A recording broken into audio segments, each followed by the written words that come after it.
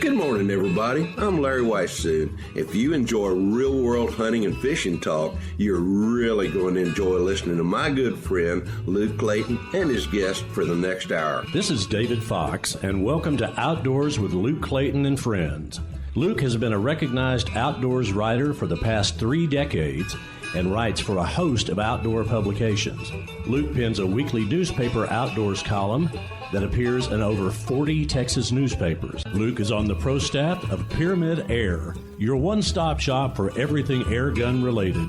Smokin Tex electric smokers and AGM Global Vision, maker of an awesome line of thermal hunting scopes and spotters. Feel free to contact Luke through his website, catfishradio.org. Now let's join Luke and his guests for this week's show.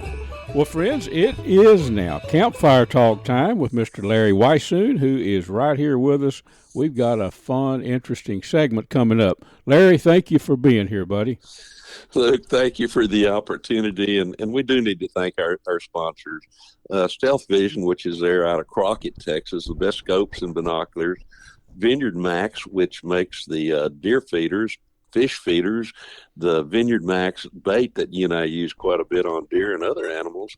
A bunch of other people out there who do such a great job for us, including Taurus that makes the Raging Bull handguns that I love to shoot. And then, of course, we've got Hornady, accurate, deadly, dependable. And I want to come back to that accurate, deadly, dependable in just a little bit. But I do need to mention, too, that DSC, Conservation, Education, and Advocacy, has been a great supporter of us for so many years and do so many great things. And want to remind people, everybody, of the DSC Gala coming up July, in the middle of July at the Gaylord there in close to Dallas. And that's going to be an absolutely fantastic show, including booths and a whole lot of other things. And they can learn more about that by going to www.biggame.org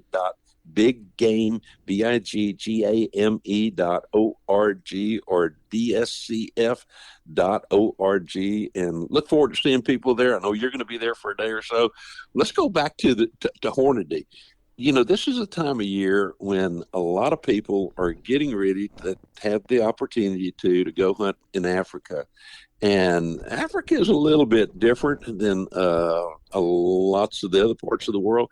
But I'll also tell you that Africa is probably cheaper to go there and hunt 6 or 8 animals than it is to go on a good elk hunt, or these days even a big mule deer hunt, and certainly a moose hunt.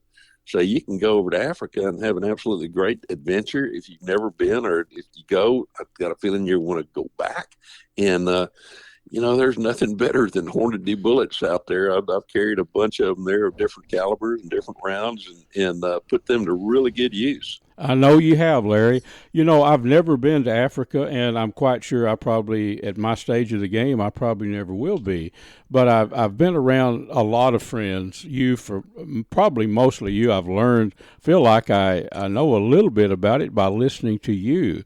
And I've listened, talked in depth with a lot of folks that's been there.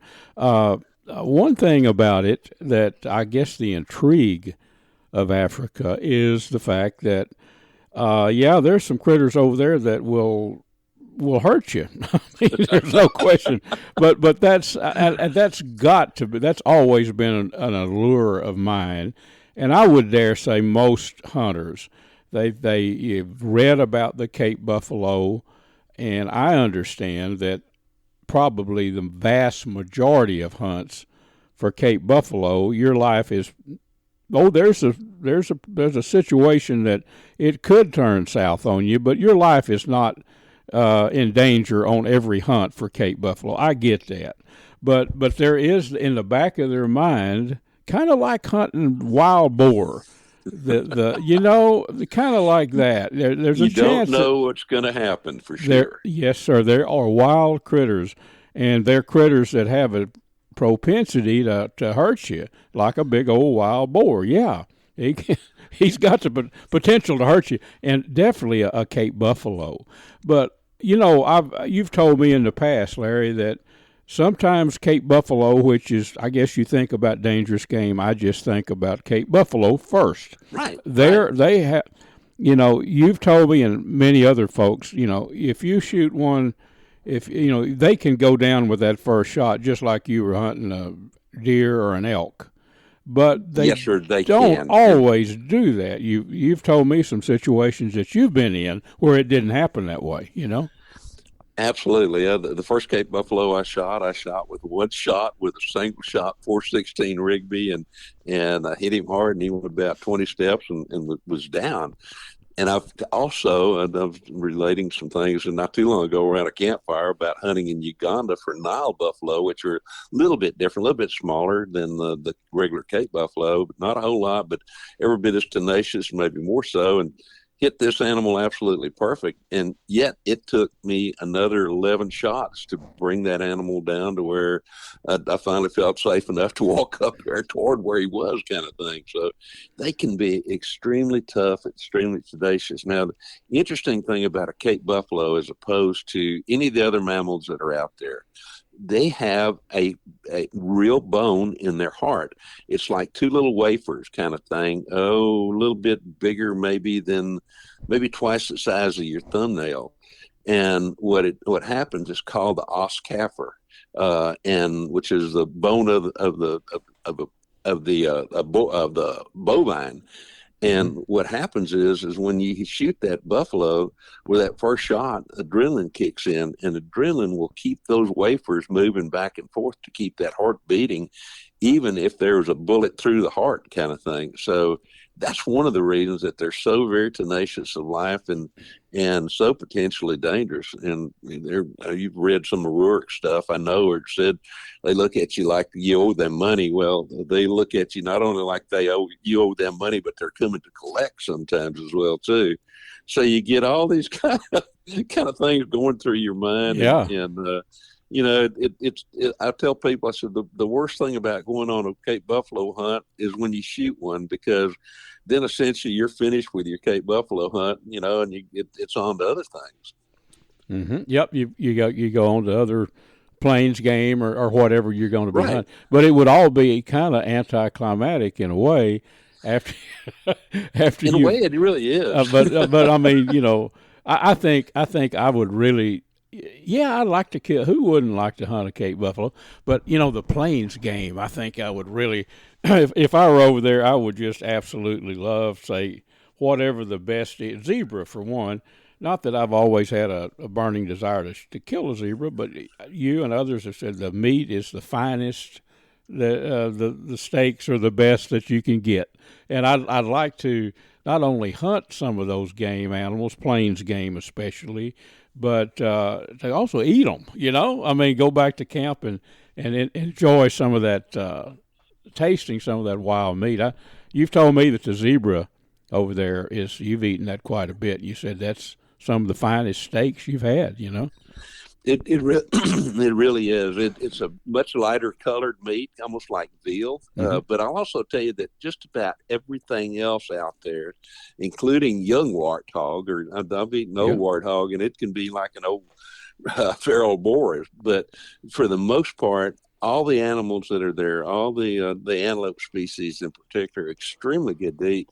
Now, they've got a reputation of being hard to bring down, and in some ways they can be. But what happens a lot of times is that we're so used to here in North America, shooting, like if you're hunting elk or deer or mule deer or most any species of our species here in North America, you have a tendency to shoot them behind the shoulder where the heart and lungs are.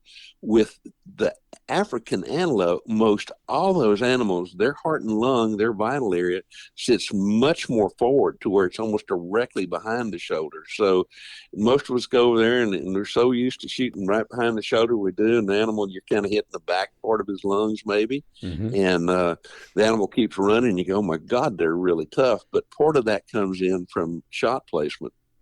Larry, say a wildebeest, for instance. I mean, yeah, when we say deer, you shoot them behind the shoulder, I'm always thinking about meat, and I always aim and try to hit the crease of that shoulder, and that'll drop one. White-tailed deer, mule deer, it'll get them down quick if you can hit that spot. I hate to shoot them up in the shoulder. I just do. I know that's the best way to anchor dangerous game for sure. But say a wildebeest, would you want to shoot him in the shoulder, I guess, to get through to the heart, or would you be shooting, where would, those type animals, where would you be aiming? I would most likely shoot him through the shoulder, because I'd rather shoot him through the shoulder and waste maybe a half a pound of meat than hit him too far back and shoot him behind the shoulder and not recover the animal. So and it's like a lot of other places. They're very kind about everything, and they suggest shoot them through the shoulder for the most part. But if you draw blood, excuse me, that is your animal. You're going to pay for it, and it's on a per animal basis there. But again, the prices are so much different in Africa than they are here in North America, and really, you can, as I mentioned at the beginning, you can go to Africa, have an absolutely fabulous adventure, see things you've never seen before, for less than what you can go on a really good elk hunt these days. I guess a major part of the expense would be getting over there, and then of course taxidermy, if you want to get them back, if you want to mount something, I imagine that would come into play as a big part of the cost, wouldn't it? It does. It both. I mean, it's gotten more expensive to fly there than it used to be, and then getting the animals back, whether you have them done there or you just have the capes either canned or properly dried and shipped back to your taxidermist here, there is an expense involved with that. Yeah. Yep. Well, it's a destination now. The weather, of course, we're in spring weather right here. It's fall over there. It's getting to be now that I would like a lot, but it's getting to be hunting season over there, right? It is hunting season over there right now. Of course, you can hunt those animals for the most part year round, because the fact that they're true horned animals, so they've got horns all the time, and the meat is good throughout the year. To be honest with you, I've been over there early and I've been over there late, but you're right, we're coming into their cool weather right now, and the reason I like that, when I used to spend a lot of time over there, was that when it cools down, the snakes disappear. I like that. Now, unlike here, I've seen in the wintertime, I've seen huge rattlesnakes.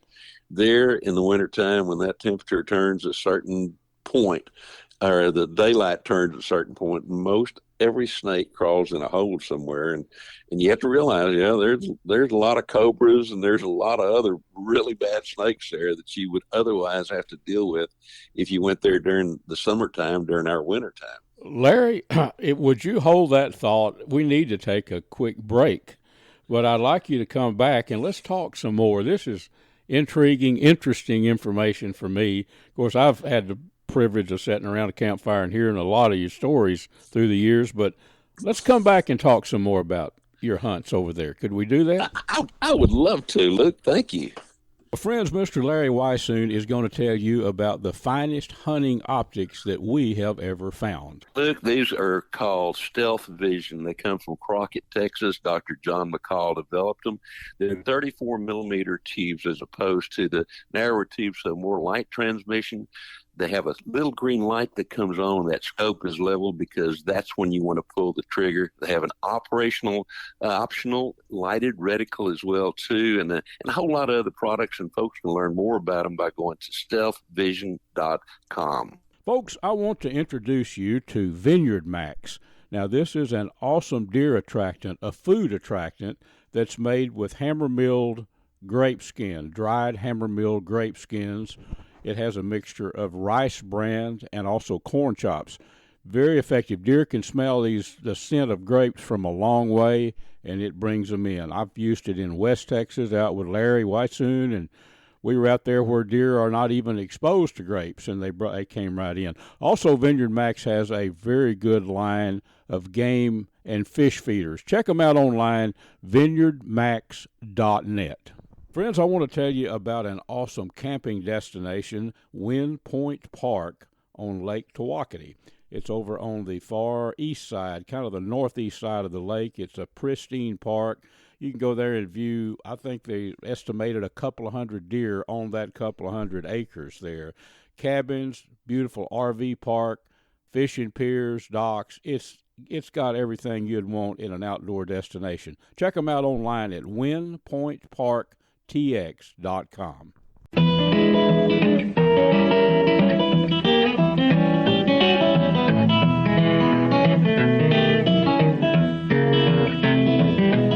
Folks, this segment is made possible by Smokin Tex electric smokers that I've been using a long, long time, CatfishPro, catfishing baits and catfish supplies, Ultrimatic Feeders, and AGM Global Vision, maker of the spotters and thermal scopes that I hunt with. Well, friends, we are back with Mr. Larry Weishuhn, and we're going to let Larry talk some more about Africa, travel to Africa. There's such an intriguing topic. Larry, thank you for coming back with us. Oh, Luke, it's such a pleasure to be back with you. And I'll tell you, Africa, it truly is a special place. As a little kid, I read all the stories and Robert Rook and all those other guys that, wrote about Africa back in the 50s and 60s kind of thing. And then finally, got to go, never thinking I'd ever get to be there. But the first time I went was back in about 1995. And since that time, with the exception of the last couple of years, I've been back numerous times. I've been fortunate to hunt down in South Africa, the southern part of Africa, actually, of Zimbabwe and South Africa and Namibia, which I absolutely dearly loved, and Uganda up farther north, back where Karamojo Bell with a 7x57 shot something over 1,000 elephants back when, and then also I've hunted up just below the Sahara Desert just west of the Sahara Desert there in Burkina Faso and Benin. Those two countries are now terrorist countries, and you can't even hunt them anymore. But it was so intriguing to go, and I had such a great time over there with the PHs and with the trackers and just the people that I had a chance to go there with as well too. Yeah, well, definitely our kind of people, put it that way. Oh yes, yeah. Well, let me ask you a question here. Now, you read the Rourke and all those. Back in the old days, the safari days, if you will, right? How hunting was back then, and that's what a lot of us think about when we think about Africa. Well, now, kind of tell us, a lot of the hunting is on big ranches, privately owned ranches, but some of it is there. How does hunting work out there now? A lot of it private land, I guess. There's a fair amount of private land in some of the areas, particularly like in South Africa, and there's huge high fences there as well too. And by huge, I mean usually 20, 30,000 acres or more. And then just kind of depends upon the country as well too. A lot of that is native land. And the professional hunters, either as an individual or a group, will essentially lease that land from the native landholders, and that can be a little community and that kind of thing. So it's really kind of a combination of a lot of different things. And there's federal land or whatever that they can hunt as well too. And so a lot of times they have maybe 2 or 3 outfitters will have access to a certain chunk of country, and then sometimes they have exclusive use to that country. And it again depends on the country kind of thing. In Mozambique, where I have not been, but I've had several friends that go, a lot of that country was basically killed out by market hunting a long time ago for the local food. And they've gone back in and reintroduced everything from elephants to lions to a lot of the plains game, and really have brought back. In Zimbabwe, I've had the opportunity to hunt on the South Conservancy and have been on it a couple of times. It is like 1 million some acres that's owned by probably about 4 or 5 different groups. And they've just done an absolutely fantastic job of bringing that land back. At one time, there were very few elephants there. They just about shot out the buffalo initially because they were competing with livestock. Well, it's been turned back into wildlife land, and because of hunting and the value of hunting, not only have tremendous things have happened in a good way there in terms of bringing back wildlife that had been really gotten rid of over a period of time. So when you get right down to it, it's often I hear people say, "Oh my God, they're hunting Africa." Well, if it wasn't for the hunters, quite frankly, there wouldn't be the wildlife that there is in Africa right now. Oh, I'm sure I know that for a fact, Larry. Well, about camp life over there, are most hunts over there, say you book a hunt with an outfitter, Would it be from a lodge or a tent camp, or would that vary from place to place? It really varies from place to place. I've stayed at some lodges where you use that as a headquarters and leave from there every morning, and then I've also stayed in not our kind of semi-permanent tents that they bring in during their safari season, which is basically from about a little bit before now until about September, October kind of thing, when things start getting really warm again. Again, as we talked in the first segment, our seasons are reversed. It's springtime here now. It is fall there, and they're getting ready to go in the winter.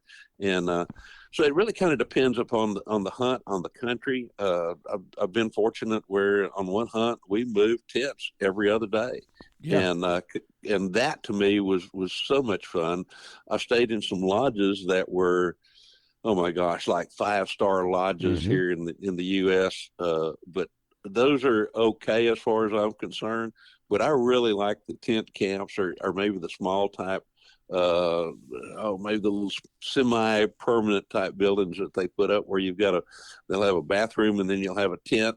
And throughout the entirety of everything, you're out there in those instances where you hear elephants at night, you hear leopards at night, you hear lions, you hear baboons, and a leopard comes close, and hyenas barking. And it's just, and if you're around where there are hippos, you'll hear those hippos because they're coming out at night to feed. And, it's just a really unique situation, particularly in those areas when you get away from those permanent, very fancy lodges. So that is very much like when you've read Rourke's stuff and all his writings, Oh yeah, that's very much what I picture. So and especially the ones when you're like moving. So you'll move to a new area, and in some situations, and set up the PH and his workers, his guys there. They'll set up a tent camp just like what you read in Rourke. I mean, very much like that, right? Yeah, there's getting to be fewer and fewer of those kind of operations, just simply because of logistics involved and all those kind of things, to where a lot of times if you do move, you'll go from one safari camp to another safari camp. When we hunted in Uganda, those were semi-permanent type camps. There in the Karamojo, and then also on the Manja River where we hunted Senatunga and all those things. And that was a really interesting hunt because we were hunting out of mashans, which are basically kind of like our deer stands, kind of very roughly built, and you're overlooking this huge area of papyrus. And as we're talking, I'm sitting here in my office looking at a Senatunga mount, which they have very elongated hooves, and they live on this papyrus, and the papyrus is just nothing but a floating piece of vegetation. And I remember when I shot mine, I said, man, I want to go help get it. And they go, no, you can't. And I go, what do you mean I can't go? And they said, well, you're too heavy. You're going to fall through the papyrus, and there's huge crocs and unbelievable different kinds of huge snakes there that we don't want you around, kind of thing. We'll send our guys in who are experienced with that.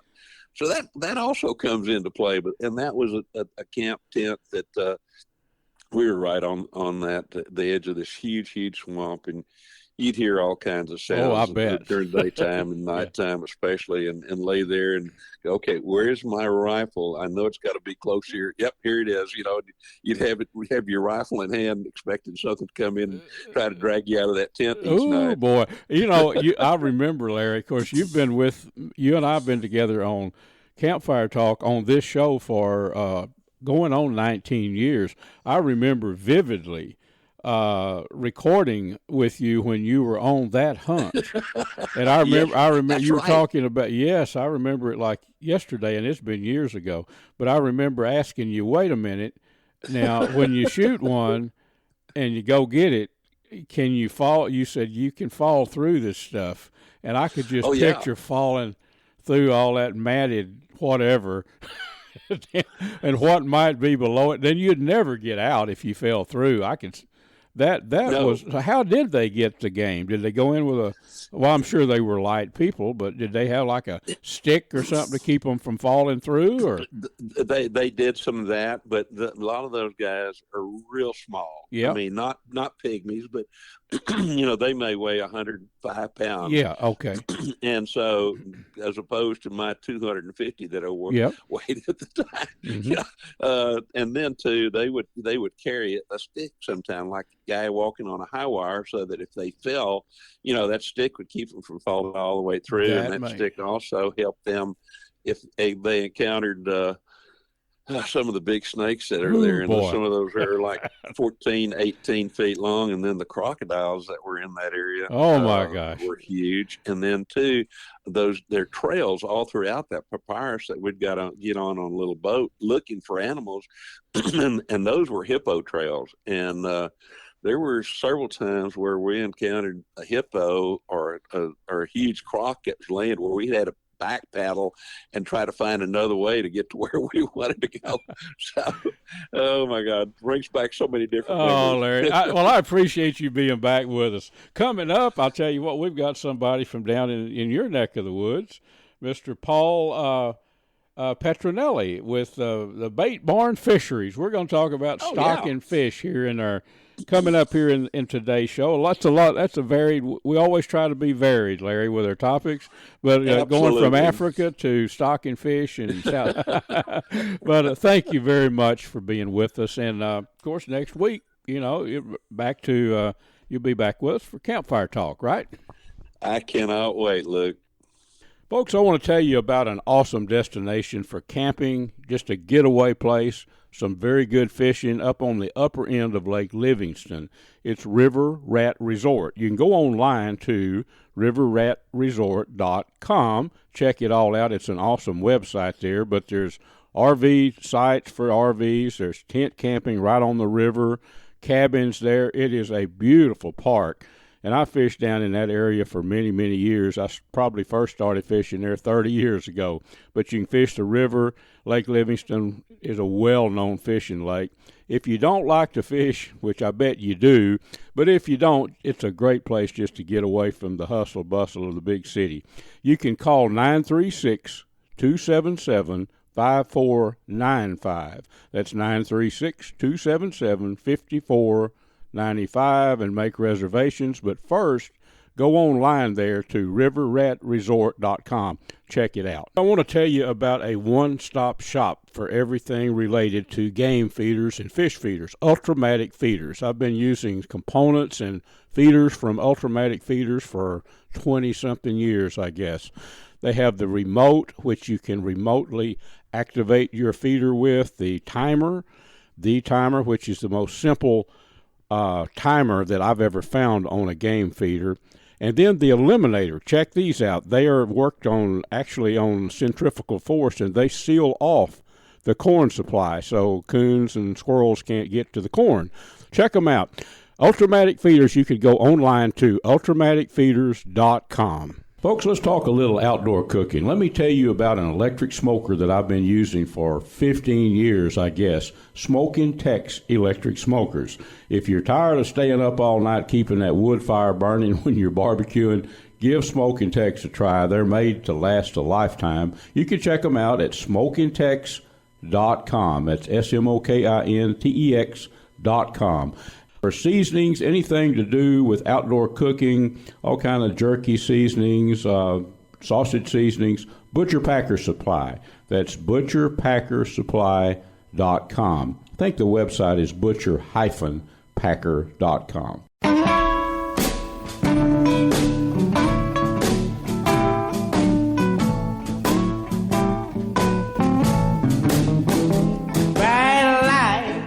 Friends, this segment is made possible by Platinum Cadillac and Chevrolet in Terrell, Texas. Stop by and visit with my buddy, Mr. Justin Rudd, and his team of experts, and let them put you in a new Chevy pickup or a Cadillac or whatever you might be in the market for.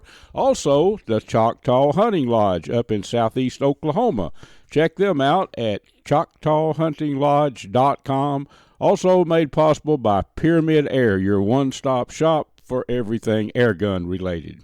Well, folks, if you've listened to our show very long, and I know many of you listened to it for the last 2 decades, we scattergun. We cover the gamut on topics. How many of you might have a pond or on your hunting lease or something? You got a small lake or something. You like some channel catfish to put in it. You're not working through or for a biologist. You just know you want some catfish, and if you got catfish or bass or whatever, you're going to need some bait fish. Let's just say you want to do this yourself. I'm going to hook you up with somebody, Mr. Paul Patranella. Paul, are you with me, buddy? Oh, I'm here. Well, look, I spent the last 30 minutes trying to pronounce your last name. Patranella. Yeah. Is that right? Patranella. Yeah, you got it. Oh, man, I feel like a King Kong. I got it right. Anyway, Mr. Pat, he's going to be known as far as I'm concerned. Pat is in the business of supplying your needs for stocked fish of just about any species you might need. Located, Pat, y'all are down in Bryan, We're Texas. in Bryan. Yep, down in Bryan. Yes, sir. But people are listening all over now. But if you can't fix them up directly, they can come to your place. You're one of these operations where if they say, I need 100 fingerling channel catfish, by golly, you can supply it, right? Oh, if they want to swing by and pick them up, yeah, just call and set it up, and we'll have them ready for you in a nice oxygen bag where you just carry them away. Within 5-6 hours is usually not a problem. For bigger orders, we'll just put them on the truck and bring them to you. Yep. So that's who we're talking to, friends. We're talking about stocking your ponds or your small lakes or whatever with fish. But if someone wants a bunch of, say they've got a 30-acre lake and they need a bunch of bait fish or whatever, you can deliver. You can get them to them. Yes, sir. That's no problem. We've got a small fleet of trucks where all different sizes, off-road models, whatever. Yep. We're ready to go. You're ready to put the fish? Yeah. Yes, sir. Any type of bait fish, catfish, bass, bluegill, all that stuff. Yep. And I did point out, Paul, and you'd asked me about that. Paul is not a fisheries biologist. So, he's not going to come out and do a study on the aquatic vegetation and all that. If you need fish and you know what you need, you're the person to call, right, Paul? Oh, yes, sir. If you already get on our website, all the information you need for all that other stuff, we have links to it, but we just sell fish. Yep. Yeah.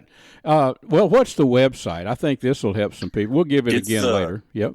Yeah, it's bait, B-A-I-T is in baitfish, baitbarnfisheries.com. Baitbarnfisheries.com down in Bryan, Texas, down southeast kind of. Right, Larry Weissoon, our buddy that's been with me 18 and a half years on the show, is down at Brenham, not too awfully far away. Down at that's his where Larry resides there. So kind of right down the road. Kind of Larry Weissoon country. Yeah. Okay. So let's talk about times to stock. Now, I know a little bit about this because I've had some lakes, ponds stocked in the past, but May, I would think for catfish, I don't know. Yeah, May's fine. Really, what we focus on, Luke, is when not to stock. Yeah. July and August, not really. No. December, January, probably not really. Yep. Maybe not even February. Late February, we'll get rolling and we'll continue on through about July 4th. Those are the most popular times of the year to stock. The fish are available then. Everything's happy, healthy, spawning. If it gets too hot, we just can't do it. No. And too cold, nobody wants to do it. Exactly. Really, it's common sense stuff. But through June, if you want to stock, if you've got a place you want to stock with catfish. Sure. But I guess, the people, say just people that own a 2-acre pond or lake or whatever, they probably have a pretty good idea of bait fish that are in there, bluegills or whatever, sunfish, let's call them. Yes, sir. But you want to make, I would think you want to make sure, say you're going to put 100 small channel cat. Or is it the channel cat that you usually stock? Yes, sir. Usually for small ponds, yes, sir. Yep. Okay. So you say, I'd like to have and put out a fish feed or whatever. Are you gonna? You're gonna have to have some food for them to eat. Floating pellet is great. The Yep. fathead minnow also does fine. Yeah, but catfish especially do great on a floating pellet. There's no problem at all. They do. And a lot of times that's the funnest part of having fish is feeding them. It is watching them. I've got a buddy that's got on Lake Fork. He's got a place on a feeder creek that keeps water in it year round, and he's got on the dock there. He's got a fish feeder, and man, it's. I'm not saying when those things start boiling the water, you're going to catch everyone because they're programmed for those floating pellets. But you get them in the area, and then when they eat that off the surface, you can catch the daylights out of them. Okay, and you want to keep them healthy and fat, Yep, exactly. So that's channel catfish. That's the thing right on until it gets hot in the summer. That's one of the fish.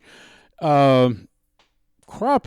It's easy, I know, to overpopulate a pond with crappie, isn't it?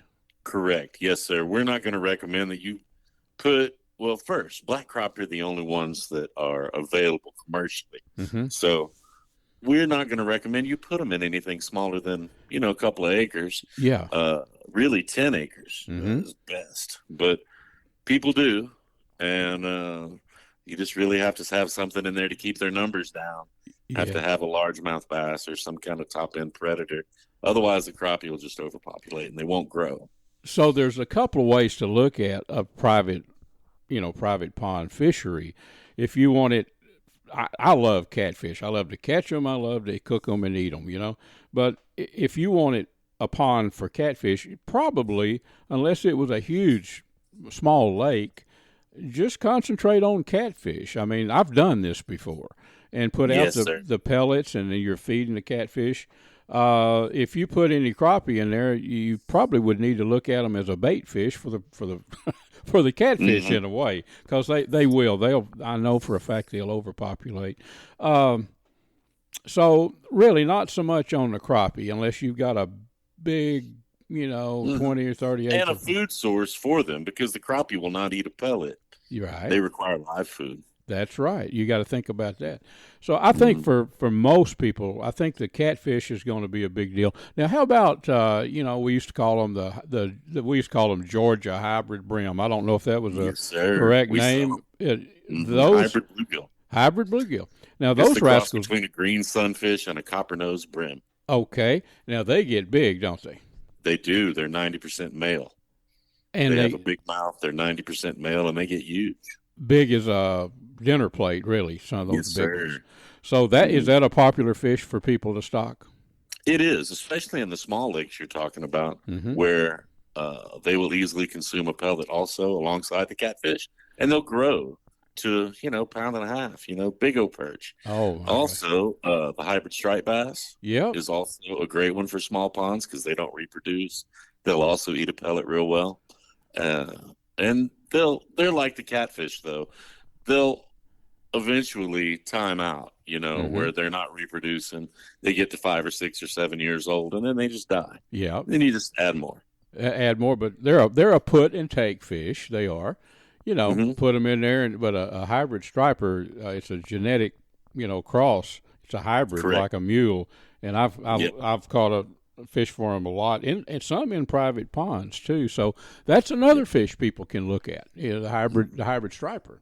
And you can stock those, I guess, in fingerling size or different size. Yeah. Okay. Typically. Yes, sir. They're a little harder to get sometimes. The one that I've held off on is the largemouth bass. How about the bass? I mean, is that do you stock a lot of those? Yeah, we sell lots of bass. I bet. Everybody loves bass. Yep. In order to have the bass and to keep it healthy, you need the whole food chain. Mm-hmm. You need the bluegill, you need the minnows. Yep. You need some feed to keep the bluegill and the minnows fat. You need structure for the bluegill to hide. All that is a part of it to have the largemouth bass. Yeah. We do sell a feed-trained adult largemouth bass. Mm-hmm. So if it comes down to it and you just want to fish tomorrow, we can put them on the truck and bring them to you and set up a feeder. But Yeah. You know. I've got a good buddy that's got about a 30-acre lake, and he did just that over in Kaufman County. He's up in his 80s, and he told me, he says, Luke, I don't have time to grow a 10-pound bass. So that's exactly what he did, but there was a lot entailed. He wasn't putting them in a 1-acre pond, just blindly. Yes, he did a lot of biologists did a survey, and they actually put an aerating system they installed in that to avoid. It's a great idea in Texas. I'd never really heard of it, but it was a whole system they put installed. Sure. For that. Helps the fish grow a lot. It protects your investment from drought.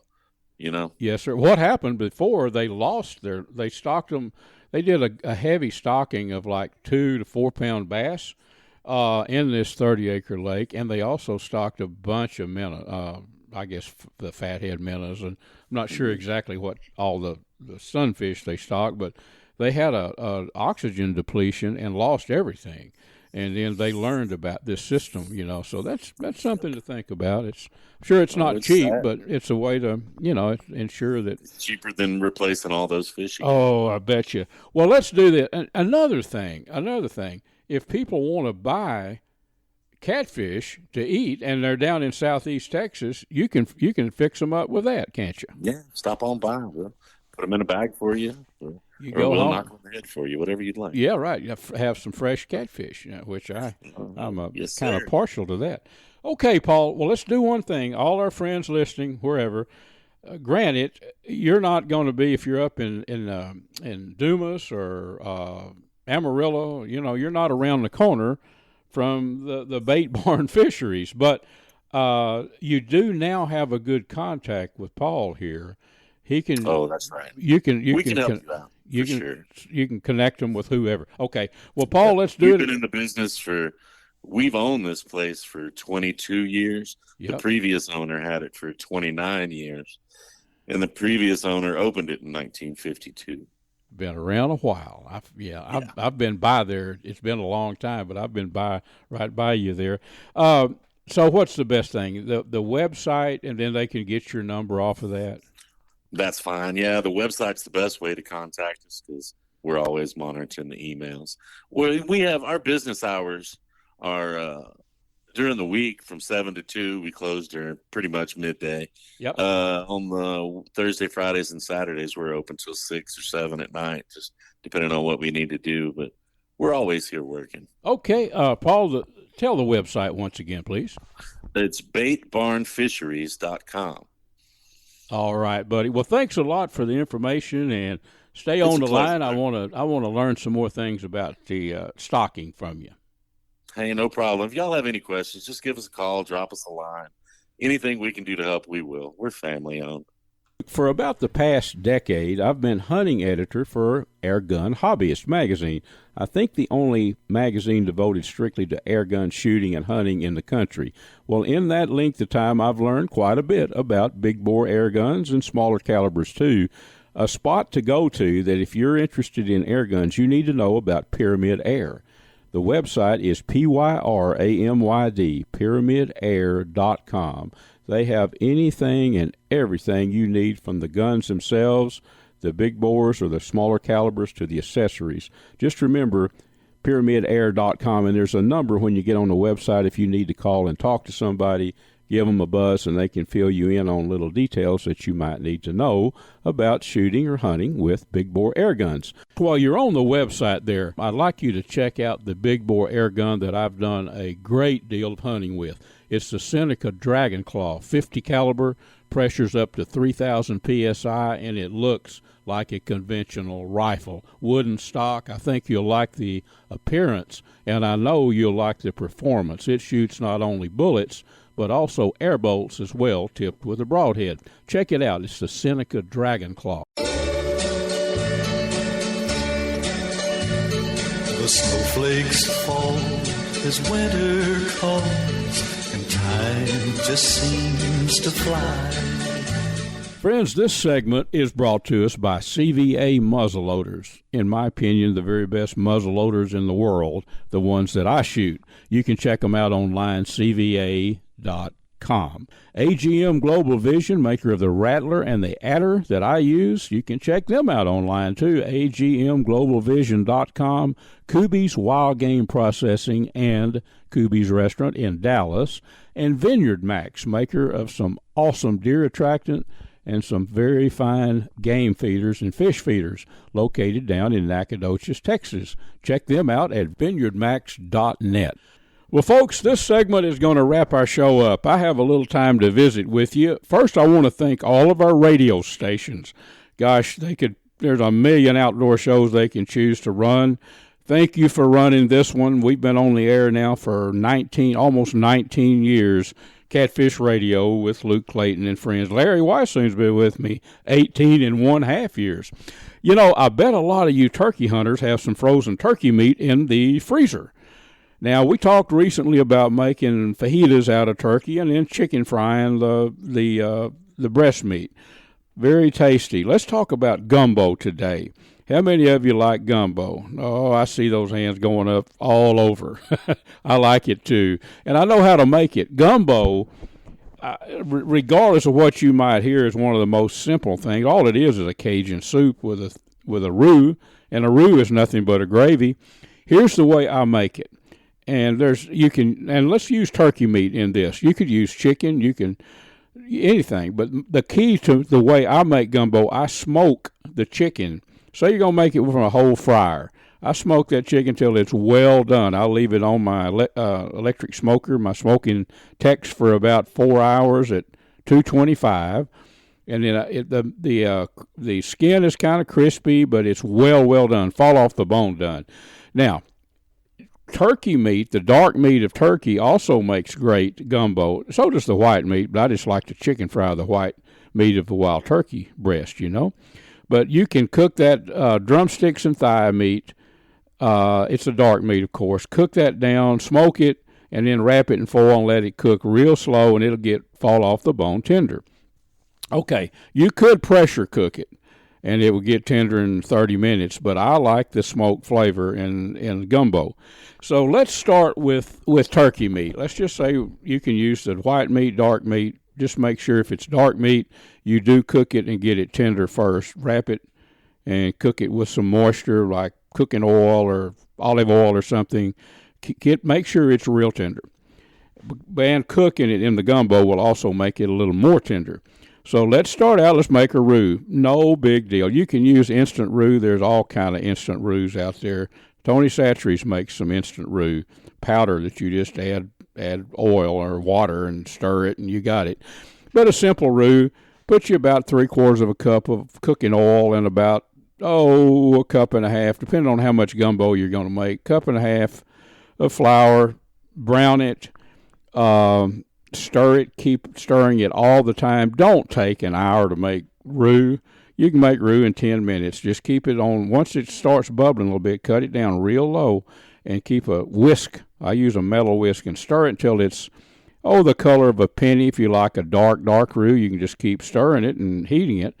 Some people actually put the roux after it's thick, begins to thicken, in the oven. But I like to just cook it on the stove. So you got your roux. Now, let's get some of the Trinity, some celery, bell pepper, and onion. Let's chop that up. Now, all this depends on how much gumbo you want to make, so you'd be the judge there. Chop up the Trinity. Get it all, not real fine, but chop it up. Now, what I'll do at this point is take the roux, put the veggies in it, whether it's instant roux or whether it's the roux I just made. I'll put the vegetables in it and stir it all around, heat it up. And, by the vegetables, you want them where they're soft. And regardless of how complicated people make this gumbo thing, it's not. Trust me. You got your roux, you got your vegetables in there. Put you some Cajun seasoning in there at this point. I like to use Tony Satchery's. They make some that's a little more spicy. It's a newer blend, but any kind of Cajun seasoning you like, put that in there. You might want to add a little bit of water at this point, and of course the vegetables will sweat down and put some moisture in there. Now on the side, I like regardless if it's chicken gumbo, chicken and sausage or chicken and or turkey and sausage. I like sausage in there. Now, andouille is the kind of sausage that Cajun folks usually use, but I have some venison smoked links. Kuby's there in Dallas makes the smoked links for me, and they're as good as you can get. They're called fajita smoked links. Any kind of smoked sausage links that you've got, use them. They'll all be good. So I put those links in a skillet on the side over there somewhere, and a little bit of cooking oil. You don't want to burn them, but you want to get them heated where they're kind of brown. Throw the turkey meat in there, or the boned out chicken meat. Kind of chop that chicken up. Whatever you're going to put with the sausage. Put that in the skillet and kind of brown everything. Bring it, you want that sausage oil to kind of stick to the bottom, some of it to your skillet. Scrape all that off. That's going in your gumbo. Now, how simple is this? Just take your sausage and your chicken meat out of that skillet, put it over in there with your vegetables that are all sweated down, Put them in there. And basically, at this point, a lot of people use chicken stock, and I do sometimes. Sometimes I'll just add water, but chicken stock will make it maybe a little bit more rich flavored. Put some chicken stock or water in there with your meat, your turkey meat, and your chicken, and your sausage and your veggies. Put some liquid in there. And basically make sure everything's stirred up. Take a metal spatula and stir the bottom. You don't want anything sticking. Cut that heat real low, put a lid on it, and let it cook a while. And now I like tomatoes in my gumbo. Some people don't, but to me, gumbo's not gumbo without tomatoes. I'll add a couple of small cans of the diced up tomatoes to it at some point. While it's simmering along, stewing along, that's a good time to add that.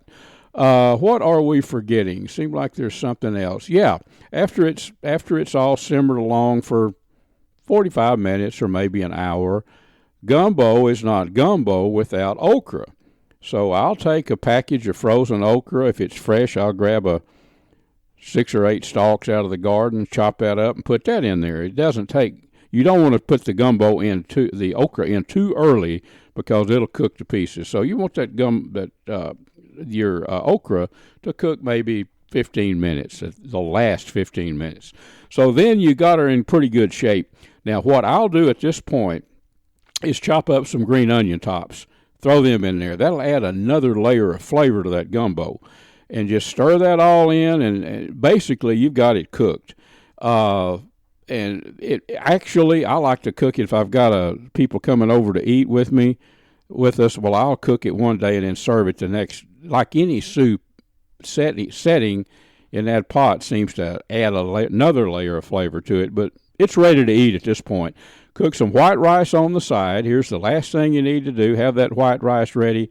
Spoon in some of that good old gumbo with that dark roux, and the last thing you want to do is put some filet, which is nothing more than ground up sassafras leaves. You can buy filet at any grocery store.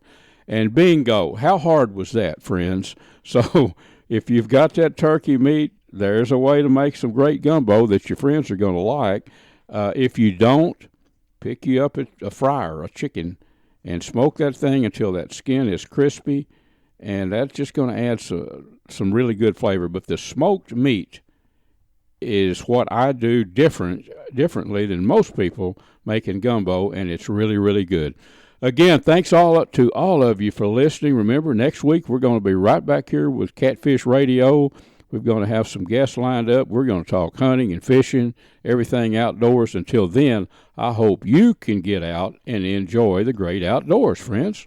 Folks, that about wraps our show up for this week. I've enjoyed being with you, and I hope you've had a good time, too. And, folks, we're also brought to you by the Choctaw Hunting Lodge up in southeast Oklahoma, located about, 45 minutes west of Hugo, Oklahoma, owned by the Choctaw Nation. It's about 45,000 acres of awesome mountain, country, hills, valleys, loaded with game. Lots of eastern turkey, and they do eastern turkey hunts if you're looking for a spot to hunt turkey in the spring.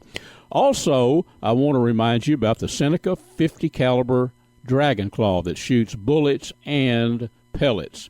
And by pellets, I'm talking about 200 and 210 grain lead, chunks of lead. It's a big bore air gun that I use. Check out the Seneca Dragon Claw there at PyramydAir.com.